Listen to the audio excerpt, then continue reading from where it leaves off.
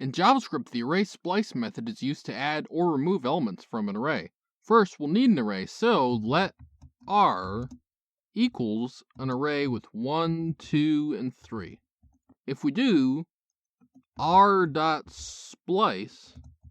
1, then console.log r, let's run the code and see what happens. We get an array with just 1. When you pass a single argument to splice, splice will remove every item at that index and after. Alright, let's change the code a little bit. What if the call to splice is 1 and 1? If we run this code, you'll see the array with 1 and 3. The first argument says the index to start removing from. The second argument is the number of items to remove. So here we've said to only remove one item. Let's change it up again. Let's make the call to splice be 2, 0, and 2.5. If we run this code, you'll see the array with 1, 2, 2.5, and 3.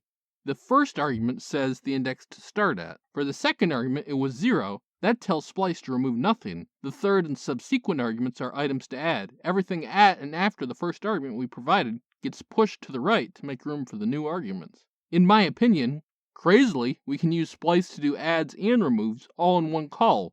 We can make the call to splice be 1, 2, 3, and 5, which means, in this order, start at index 1, remove 2 values, then add 3 and 5.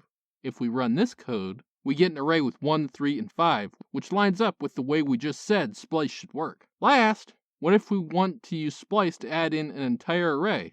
Let's change r to be an array with 1, 4, and 5.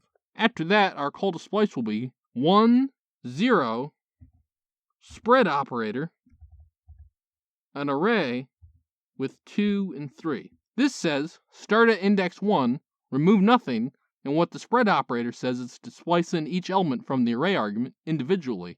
If we run this code, we get an array with 1, 2, 3, 4, and 5. This has been Jakubication. Like and subscribe to learn more.